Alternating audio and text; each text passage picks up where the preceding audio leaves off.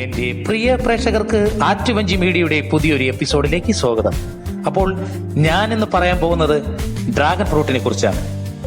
കള്ളിമുൾ ചെടി വർഗത്തിൽപ്പെട്ട ഒരു സസ്യമാണ് ഡ്രാഗൺ ഫ്രൂട്ട്. സെലിനീസെറിയസ് സുണ്ടാറ്റസ് എന്ന ശാസ്ത്രനാമത്തിൽ അറിയപ്പെടുന്ന ഇവയെ പിത്തായ എന്നും വിളിക്കാറുണ്ട്. മെക്സിക്കോയിലും മധ്യ ദക്ഷിണ അമേരിക്കയിലും ഇവ ധാരാളമുണ്ട്. ഈ ചെടിക്ക് വളരാൻ ഉഷ്ണമേഖലാ കാലാവസ്ഥ വളരെ അനുയോജ്യമാണ്. കേരളം പോലുള്ള പ്രദേശങ്ങളിലും ഇവ ധാരാളമായി കൃഷി ചെയ്തു വരുന്നു.